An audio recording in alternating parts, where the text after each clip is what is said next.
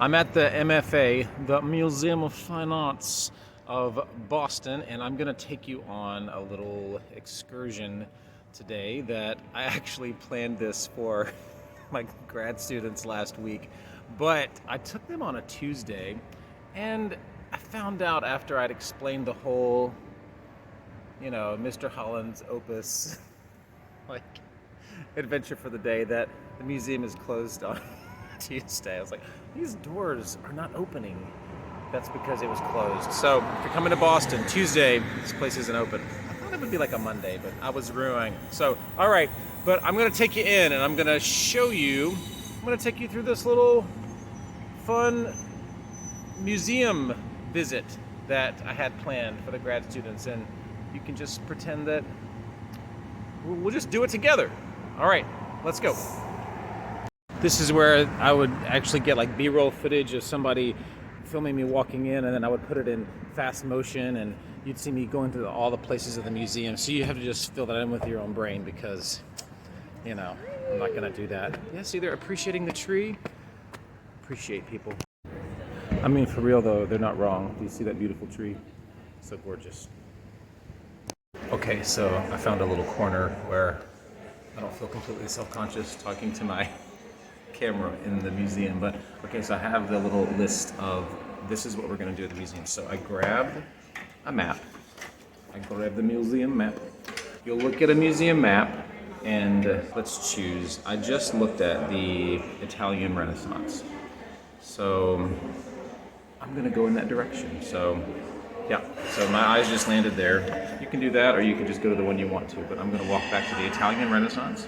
Hopefully I can find a place where I'm not gonna disturb people by talking to my camera, but yeah.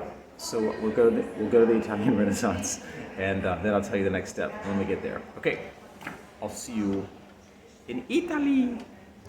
If you're like me and you pick up your backpack and head over to the Renaissance Italy section and sling your water bottle in the floor, they might have a roll of paper towels behind the visitor services desk. So just pro tip. Okay, so I'm in the Italian Renaissance section, and I walked around and was drawn to one particular piece, and I'll show you in a minute. I just don't want to be rude and talk really loud in the gallery, but I'll show you the piece that really drew me to it. And the next thing, so the step is you're going to see what work draws your eye or your heart, and just go and look at it for about 5 minutes, and don't read anything about it, just study it and see how it affects you. And then I'll show you which one drew me. Can I turn this around? I'll have to turn me around. But it was this right here.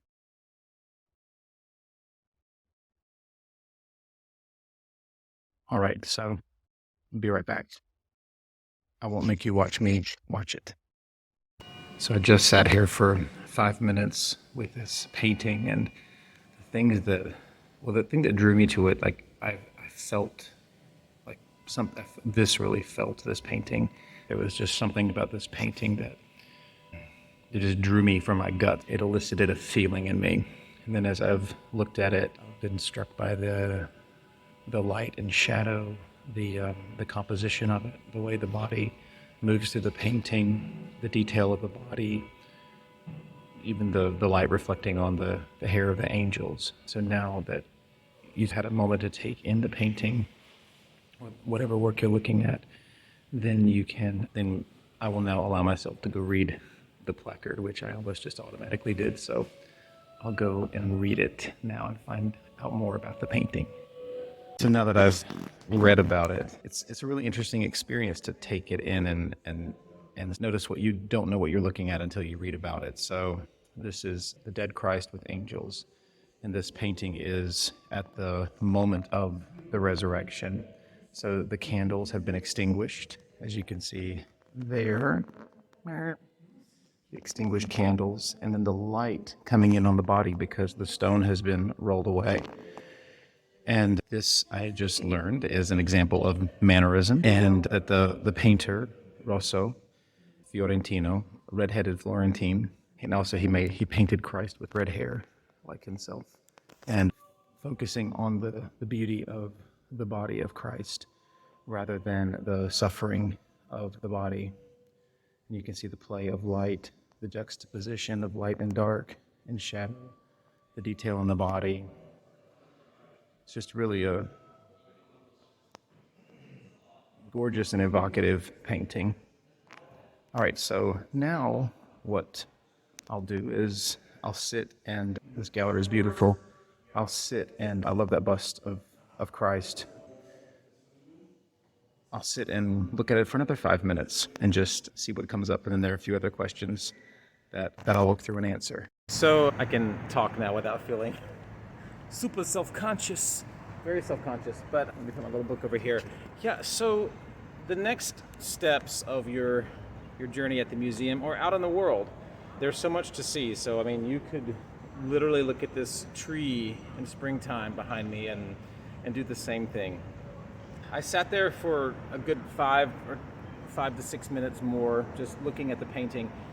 And it's amazing how much you can see in 5 minutes and how little time we spend just looking at one thing when we go to an art museum. I feel like a lot of times when we go to a museum, it's like when you want to have read the classics, but you don't actually want to enjoy reading the classics. So I want to have read the Brothers Karamazov or War and Peace, but I don't want to enjoy the process of reading it. And I feel like art's the same way. If you go to a museum, I literally really studied one painting today, and it was a very nourishing experience. So the questions I would invite you to ask yourself is, what drew you, what captured your interests, your heart? So for me, it was just the feeling of the painting. It could have probably the light and shadow, the juxtaposition of the colors, the beauty of the body, just the drama of the picture drew me in, especially in context of the room with the other Renaissance paintings, because a lot of them were a little more austere and I suppose cerebral.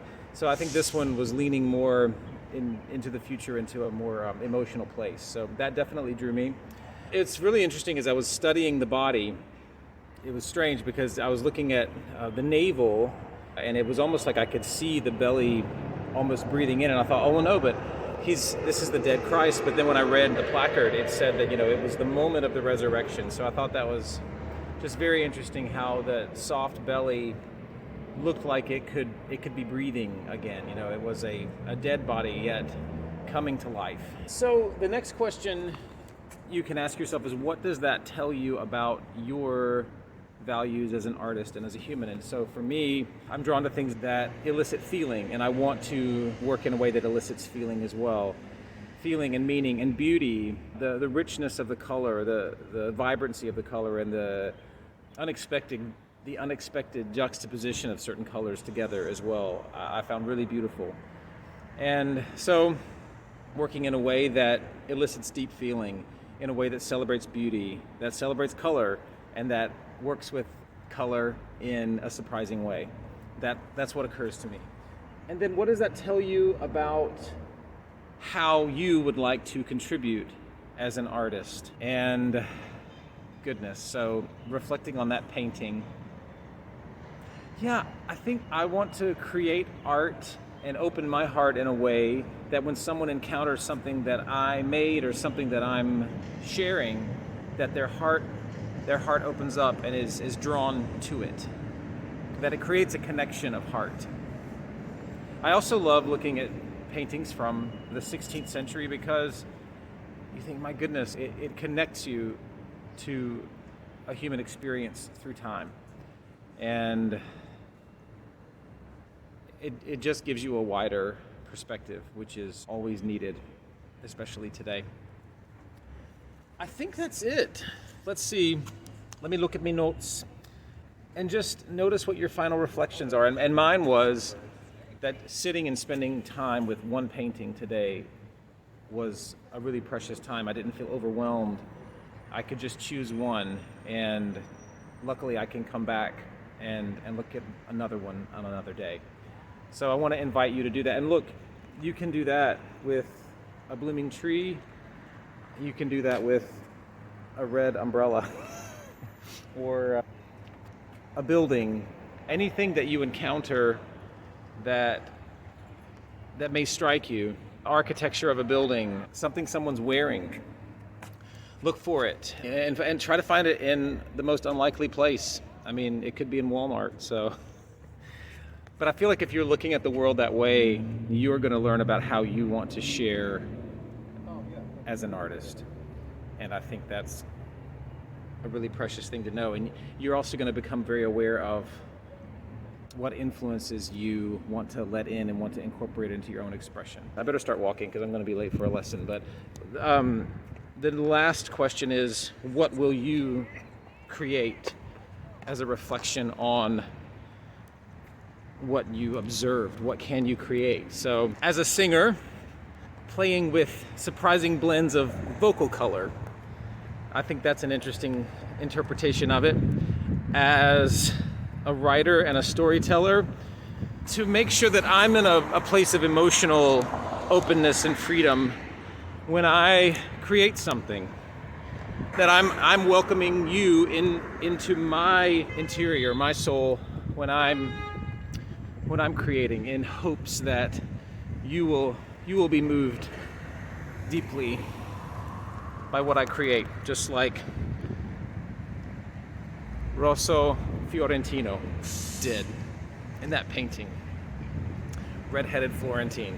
Get out in the world and try this exercise. Go to a museum. If you're not near a museum, just go out in the world. Pick a spot, take your feet there. See what catches your eye. This is pretty cool. Look at this lineup of lamp posts and trees. I mean, I'm lucky. I'm in Boston right now, so there's a lot to look at. But even if you're in a place where you feel like there's not a lot to look at, see what you can find that's interesting to you.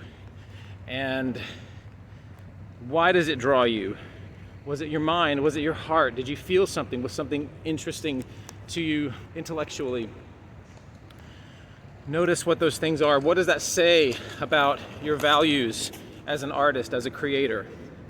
Then, what was the next part? What will you do with that? Yeah, what does it say? What can you create from there? Well, it's been a delightful visit to the museum with you. I want you to remember, and I want me to remember, that there is truly, truly, mathematically and objectively only one you, and I believe that somebody needs to hear the story that only you can sing or share. All right, I'll see you on the next one. Bye.